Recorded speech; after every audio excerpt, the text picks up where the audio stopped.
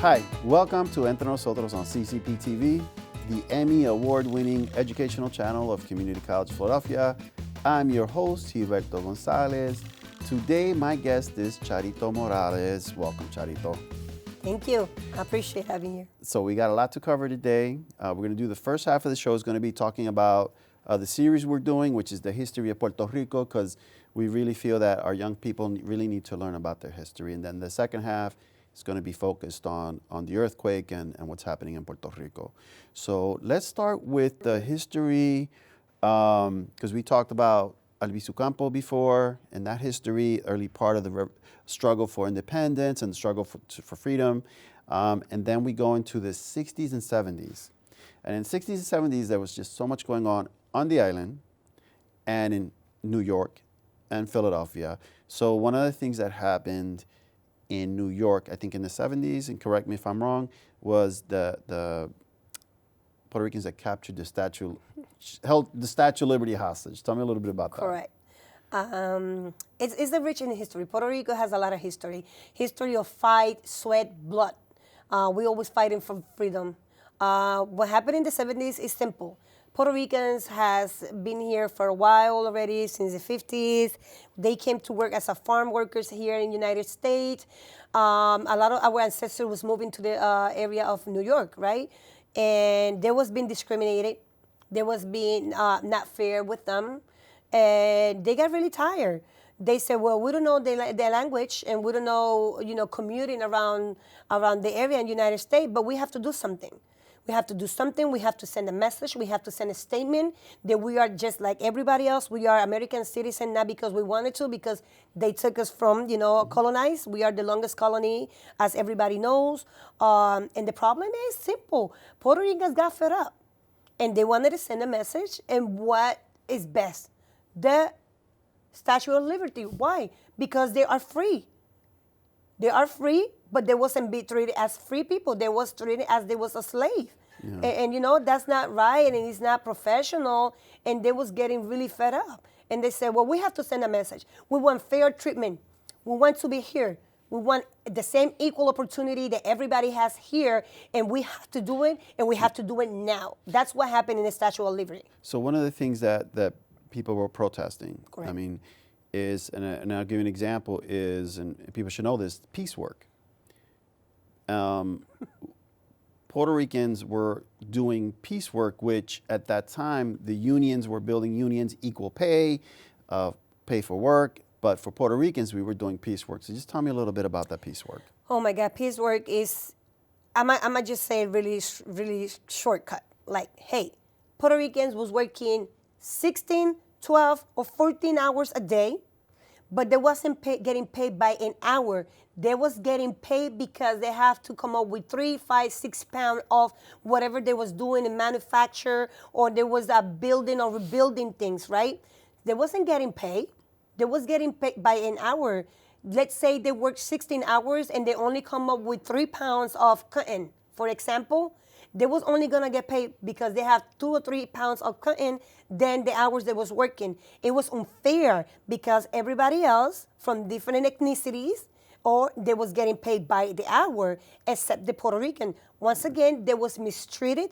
It was not a fair pay, and it wasn't the right thing to do. Mm-hmm. And they was basically attempting to their health and the living on these individuals. And that's why they come up and they say, we have to send a message. This cannot happen. We're gonna show them that we have the power. We're gonna leave work, and we're gonna go to the Statue of Liberty, and we wanna make sure that we be here. And we capture the media.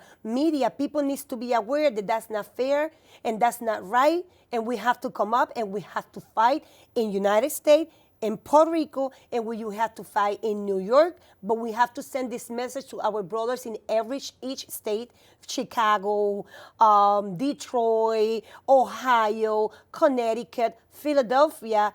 And they did. They accomplished. They accomplished because this make news. This was in the newspaper. And the Puerto Rican flag was across the Statue of Liberty for how many hours? Wow, it was maybe 6, 7 hours. 6, 7 it was hours. Good. That was enough. It was good. It was, yeah. Even though for 20 minutes, they send the message. Yeah. They make the news. That And was the whole point and the accomplishment of sending the message. Sending the message. And in Philadelphia, in the late 50s, early 60s, there was a huge fight between the community and the police. They sent about 12. The Puerto Rican community fought with the police because they were tired of the abuse. They sent about 12 police to the hospital. Many other police were injured, but a lot of Puerto Ricans got injured. But it was just, they were tired. They were tired of the abuse. The abuse, the persecution, why I has been followed, why you stopped me, why you search my vehicle, why you search me, why you search my house, why I've been stopped for, and it was no explanation. It was just a smack in their face, a punch. The property was completely teared down every time they felt like it. And you have to understand, we're human beings. They couldn't take that much. And it was not right. And it was nobody in there helping them. It was not a voice defending our population and our people in the community here in the city of Philadelphia.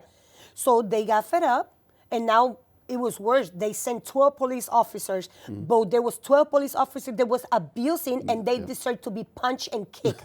On that time. I'm not saying, oh yeah, it's right and to hit the police, but at that time, in that era, in those years, it was a persecution, discrimination, and abuse from the Philadelphia Police Department to the community, especially Puerto Rican in the city of Philadelphia. And that was a way of them defending themselves. And then they have an investigation, even though they didn't do much, even though Puerto Rican was bombarded here in the city of Philadelphia.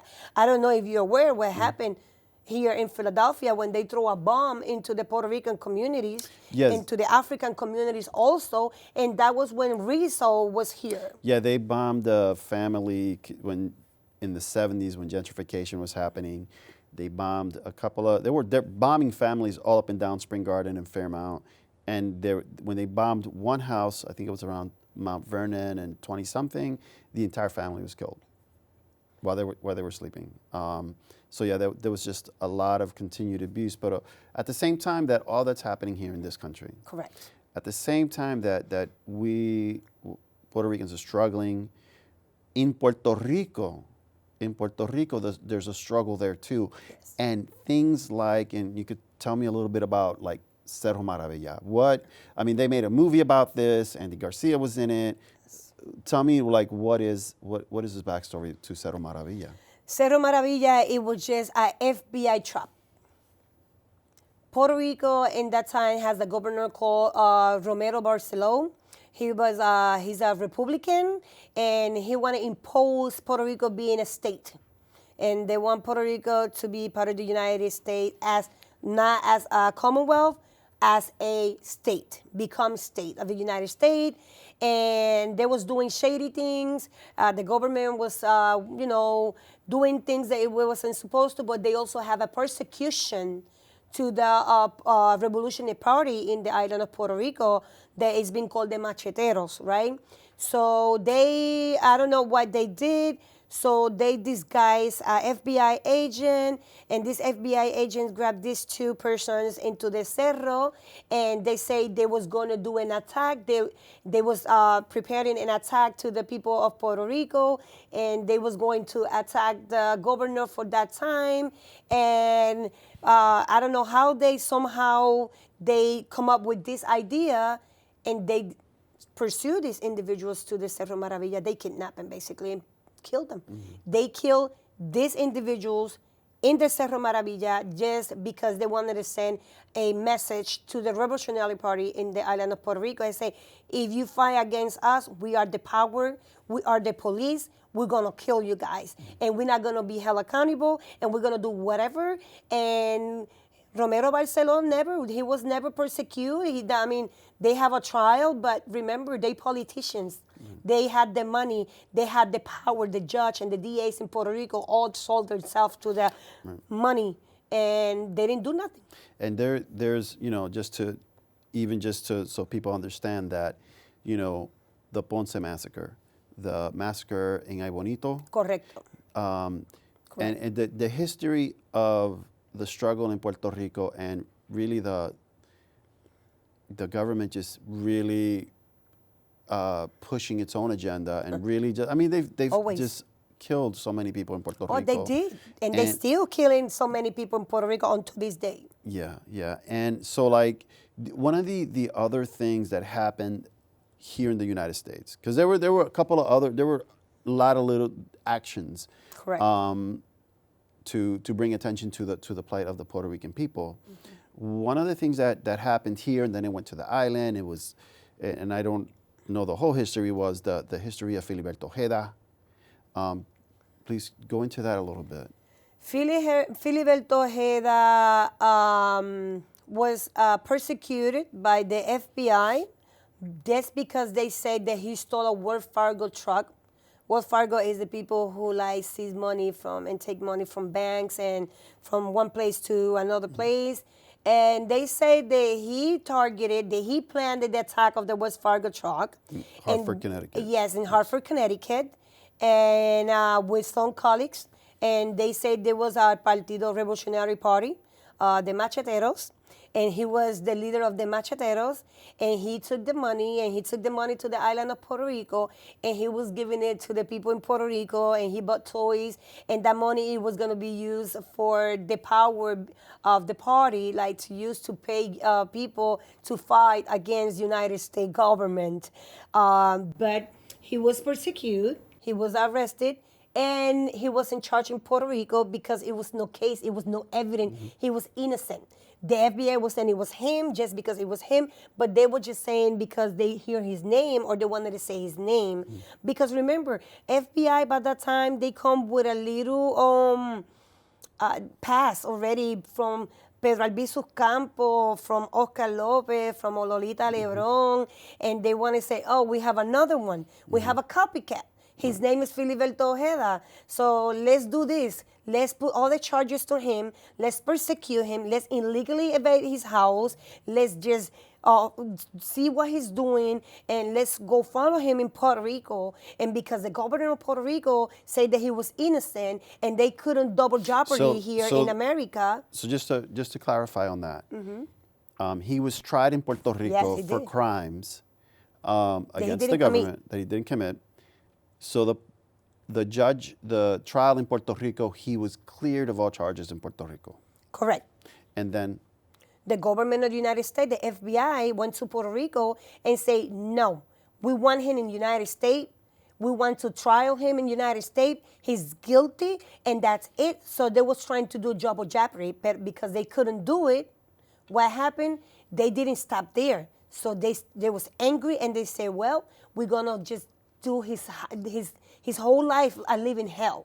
We're going to persecute him. He's not allowed to have a bank account. He's not allowed to be socialize with nobody. We're going to persecute his family. We're going to do a search warrant to his house every time we feel like it. We are going to do so many things to this guy that this guy is going to end up doing a crime. And that's the only opportunity we're going to have to just hold him accountable and bring him to the United States and then trial him for whatever he did now and for whatever we say that he did that he didn't do.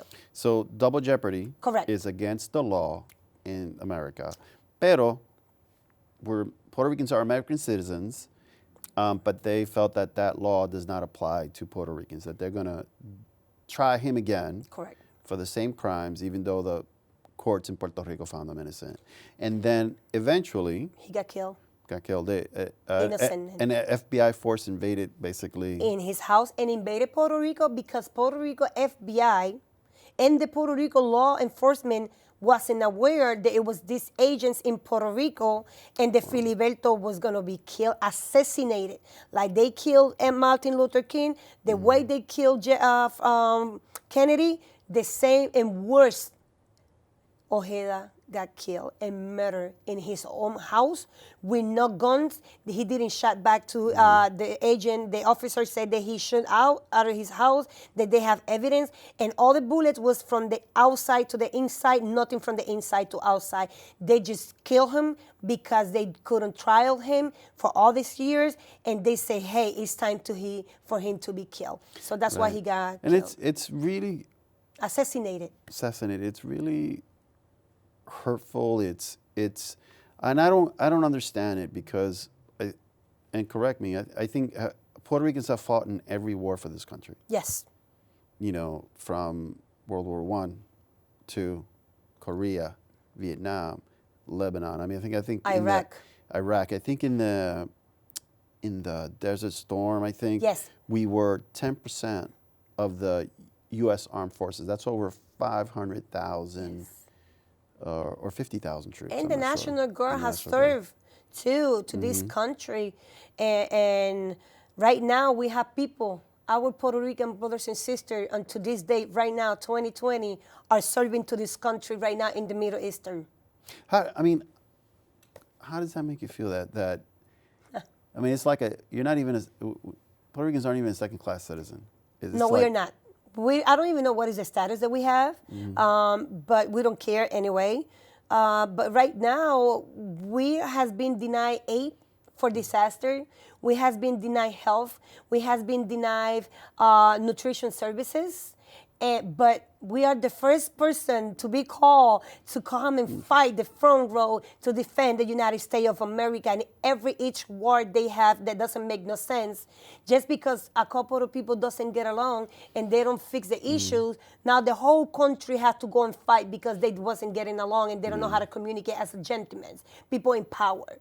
But now the Puerto Ricans didn't get the money for Hurricane Maria. They right now they're serving the United States country in the Middle Eastern, and right now we have been denied by the government and the President of the United States aid to help our brothers and sisters with the earthquake. So now we're gonna change topics. We're gonna talk about this earthquake. Okay.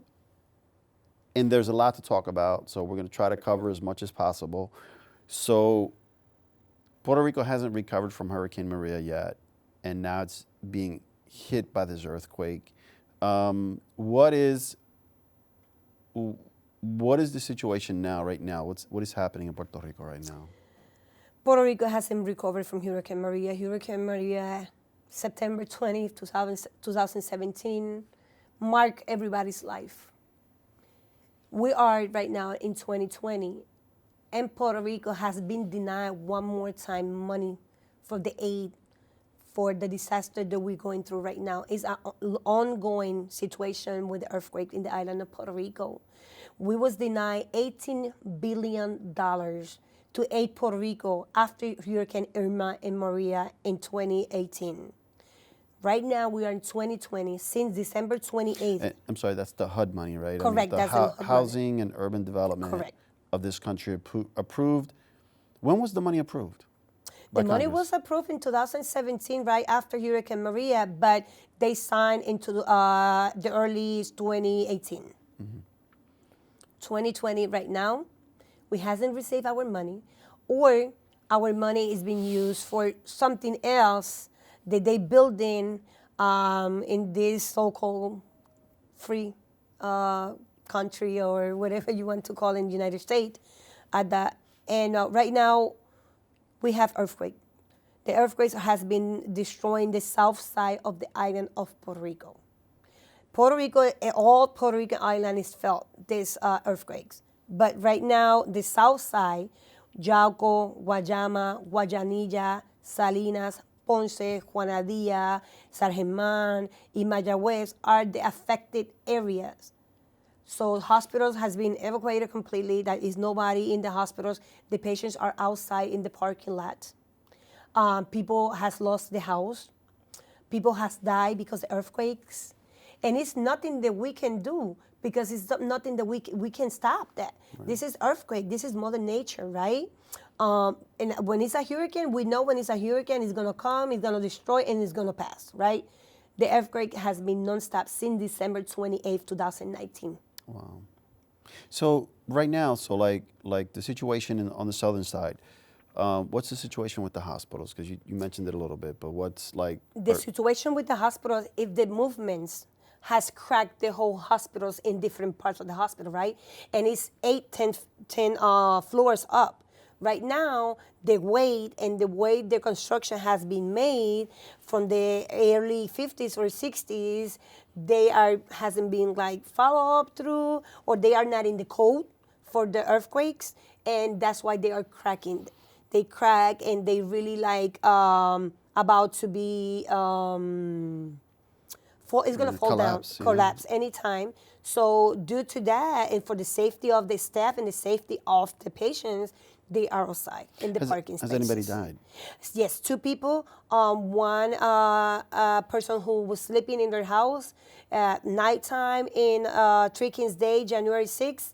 He didn't have the opportunity to walk out of his house. His roof collapsed in the floor, and he was, inside the house. With the situation, what's the government of Puerto Rico doing to aid its people? Nothing. The government of Puerto Rico hasn't done nothing. They're just having meetings with the first responders from the island of Puerto Rico. They talking about what's going to be done or how much money they need to fix the infrastructure in Puerto Rico and how much money they need to supplies, or to transport these individuals to the other north side of the island. But that's it. It's just talking. The United States government the federal government hasn't signed the release of the aid. So right now, FEMA is not doing anything. They are trying, but right now the help and the aid is from the diaspora, from different non-profit organizations, for different individuals and groups like Philly Boricuas here in Philadelphia, and the people in the island from the north side and other side of the island are helping and aid the south side of the island of Puerto Rico. A big percent of the island didn't have water, electricity. Like, what is the government doing about the water? I mean, they need to have drinking water. December 28th, Puerto Rico was pitch black again. They have the power back on in the north side and center of the island. The south side didn't have no power and water because the water works with electricity. So there is a power outage, and one of the plants it can fix it. It has to be a new one because there was no maintenance in there either. And they're really old. They're really old. So at this point, Puerto Rico, the north side is helping to provide water, food, and supplies to the south side. This, once again, I have to mention, and I want to make sure we are clear in this, is non-government help. We have not received any help from the FEMA, no help from the Red Cross, and no help from any other government organization or agency. Right now is the diaspora, different nonprofit organizations in the United States. They are helping our brothers and sisters with different organizations in the island of Puerto Rico because we learned from Hurricane Maria. Now we are well organized. Now we know what's the need, and we're having communications in the island, and that's how we're helping our brothers and sisters in the south side of the island of Puerto Rico. So, just because we keep going to the help, so what is, for example, what is happening in Philadelphia? Like, who are some of the people? You mentioned Philly Boricuas. Tell me, who are they? Philly Boricuas is me. Philly Boricua is another, we have a group of Philly Boricuas in here, people that we are Puerto Rican, and not even Puerto Ricans, Philadelphians. And we create this group, it's called Philly Boricuas, that we gathered when it was the renuncia for Ricky Rosselló, resign of the Ricky Rosselló, the ex-governor of Puerto Rico. And we help in different groups before, after Hurricane Maria, but we regrouped and we found out that it was not a strong Puerto Rican community together in a group. So we have different people, different organizations that we are called Philly Boricuas, and we ask for donations. And these donations go straight to the island of Puerto Rico, our own self. And what kind of what is the best thing to donate? Like what is the biggest need in Puerto Rico? For rebuild, we're just asking for money. The release of the release of the aid, yes.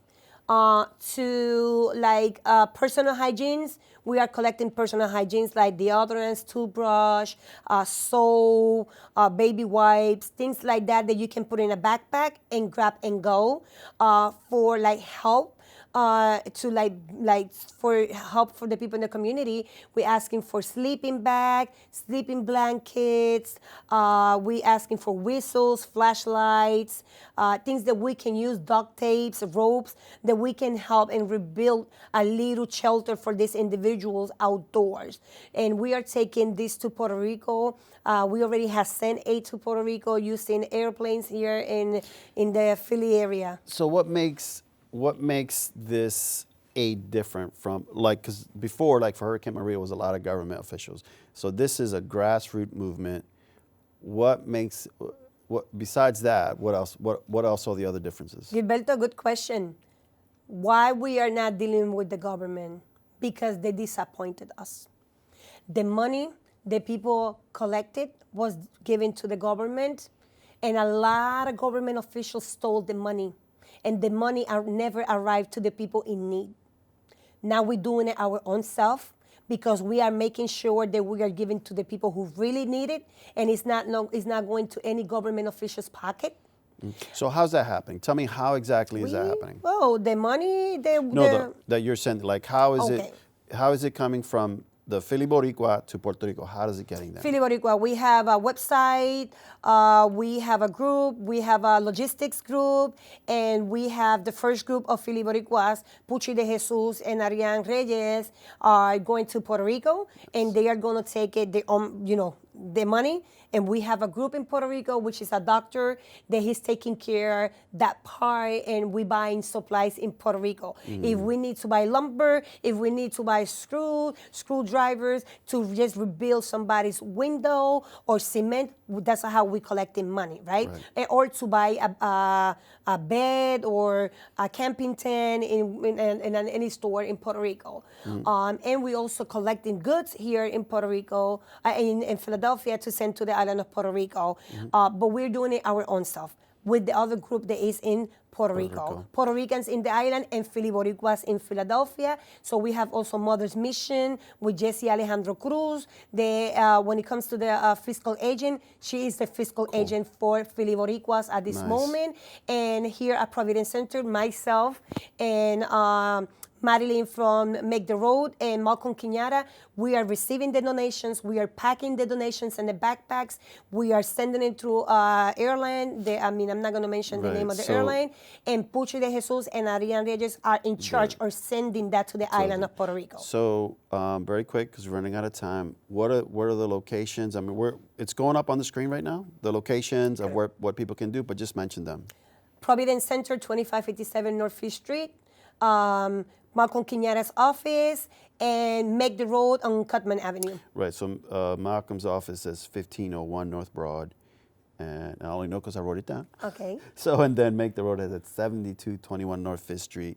And then there's also an effort by SAPFA, which is the Philadelphia Latino Fire Association, and they have a GoFundMe page, but it's also being, you can see it on the screen. Yes. So it's all grassroots, and I just want to thank you so much. Also, make sure that you let people know that in February 28th on Club Fire and 4th and Girard, we are going to have a drive, and it's a fundraiser, and that day we are accepting donations, and that day we are accepting also money, and also we are getting goods and cans and goods to the people in Puerto Rico. So that's going to be a leap year. So it's going to be the 20th of February from 4:30 to 2 a.m. in the morning on the 29th So celebrate of your birthday. February. So yes, and On the 29th? So we are going to make sure that we get this. So anybody who wants to come, just keep the eye on the information on Philly Boricua page, and that's going to be a flyer, and we're going to make sure the population knows that we have this drive in the Club Fire. Yeah, awesome, beautiful. I want to thank you for everything that you and the Philly Boricua people are doing. I mean, it's just beautiful. Puerto Rico needs it. Well, that's all the time we have for today. I want to thank you, Charito, for joining me today. And I also want to thank you, the viewers, for tuning in. You have been watching the Entre Nosotros on CCP TV, the Emmy award-winning educational channel of Community College of Philadelphia. I'm your host, Gilberto Gonzalez. See you next time.